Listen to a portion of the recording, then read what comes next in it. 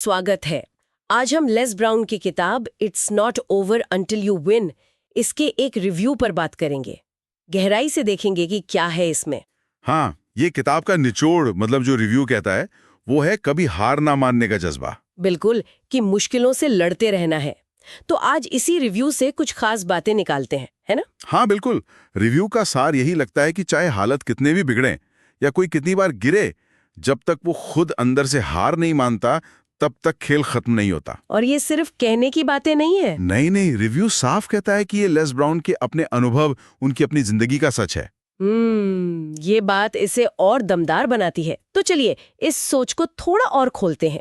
Review में जो पहली बात निकल कर आती है वो ये कि असफलता मतलब फेलियर वो अंत नहीं है। हाँ, ये बहुत जरूरी पॉइंट है। जैसे रिव्यू में कहा गया, अगर तुम गिर गए हो तो इसका मतलब ये नहीं कि तुम हार गए। सुनने में तो बहुत अच्छा लगता है ये। हाँ, पर असलियत में मानना शायद मुश्किल होता है। इसीलिए रिव्यू इस पर शायद इतना जोर दे रहा है। बात सिर्फ गिरने की नहीं है, बल्कि गिरकर उसे एक सबक की तरह देखना है। हर ठोकर असल में एक इशारा है कि आगे क्या ठीक करना है। ये नजरिया बदलना ही अपने आप में एक जीत है, छोटी सी ही सही। हाँ, मतलब पर्सपेक्टिव का खेल है सारा। बिल्कुल। रिव्यू के हिसाब से लेस ब्राउन ने अपनी शुरुआती कई असफलताओं को ऐसे ही देखा, अंत नहीं बल्कि सीखने का एक मौका। सही कहा। और इसी से जुड़ी हुई है दूसरी अहम बात जो रिव्यू में है, सेल्फ बिलीफ मतलब आत्मविश्वास। हाँ, आत्मविश्वास। कि अगर खुद पर यकीन पक्का हो तो बाहर की मुश्किलें उतनी बड़ी नहीं लगती। रिव्यू कहता है इसे अपनी सबसे बड़ी पूंजी बनाओ। पर सवाल वही है, ये आता कहाँ से है, खासकर जब सब गड़बड़ चल रहा हो। ये गहरा सवाल है। रिव्यू शायद इशारा करता है कि ये बाहरी कामयाबी से उतना नहीं आता जितना अपने इरादे की मजबूती से आता है। ये अंदर की आवाज है कि मैं कोशिश करना नहीं छोड़ूंगा। अच्छा, लेस ब्राउन का ही उदाहरण ले। शुरुआत में किसी ने उन्हें काबिल नहीं समझा, बहुत रिजेक्शन मिला, लेकिन उन्होंने खुद पर यकीन करना नहीं छोड़ा। ये बाहर से मिलने वाली पहचान का मोहताज नहीं है। तो असफलता से सीखना, खुद पर यकीन रखना, और फिर तीसरी बात आती है टिके रहना, परसिस्टेंस। दृढ़ता। हाँ, रिव्यू इस पर भी जोर देता है कि जो सबसे ज्यादा देर तक मैदान में रहता है, जीत अक्सर उसी की होती है। ये भी सुनने में सीधा है, पर लगातार हार के बाद टिके रहने की हिम्मत वो कैसे आती है? यहीं पर रिव्यू एक बहुत ही दिलचस्प बात सामने लाता है।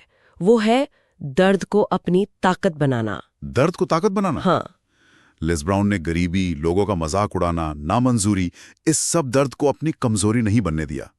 रिव्यू के मुताबिक उन्होंने इस दर्द को आगे बढ़ने के लिए फ्यूल की तरह इस्तेमाल किया, ईंधन की तरह। वाह, ये एक बहुत ही शक्तिशाली तरीका है नेगेटिविटी को पॉजिटिव एनर्जी में बदलना।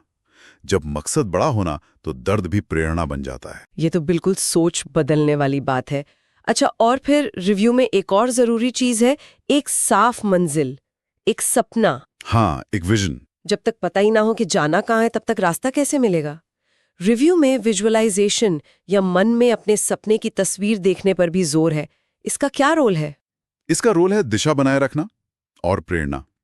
जब आप अपने लक्ष्य को मन में बिल्कुल साफ देखते हैं ना, तो रोज की जो छोटी मोटी मुश्किलें हैं उनसे लड़ने की वजह मिलती है। हाँ, वो तस्वीर याद दिलाती रहती है। बिल्कुल, वो याद दिलाती है कि आप ये सब क्यों कर रहे हैं।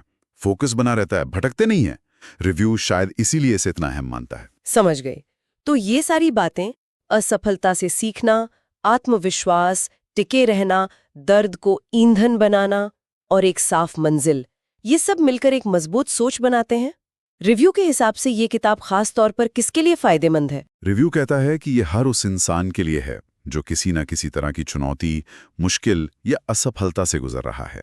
चाहे वो कोई स्टूडेंट हो, कोई नया बिजनेस शुरू करने वाला उद्यमी हो, या कोई भी जो जिंदगी के एक मुश्किल दौर में है। ये एक तरह से याद दिलाती है कि आपकी आज की जो स्थिति है वो आपकी आखिरी मंजिल नहीं है। हालात बदल सकते हैं, बशर्ते आप कोशिश करना ना छोड़ें। रिव्यू इसे एक जरूरी वेकअप कॉल की तरह देखता है। तो कुल मिलाकर संदेश बिल्कुल साफ है, खुद पर यकीन और लगातार कोशिश, ये दो चीजें मुश्किल से मुश्किल हालात को भी बदल सकती हैं। ये सिर्फ उम्मीद नहीं, एक एक्टिव स्ट्रैटेजी है। बिल्कुल सही कहा। और ये सारी बातचीत ये हमें एक दिलचस्प सवाल पर लाकर खड़ा करती है। क्या? कि अगर जीत तब तक मुमकिन है जब तक हम हार नहीं मानते, तो फिर ये हार मान लेना असल में है क्या? क्या ये कोई बाहरी घटना है, कोई मजबूरी, या फिर ये पूरी तरह से हमारे मन का एक अंदरूनी फैसला है? इस पर सोचना काफी कुछ सिखा सकता है।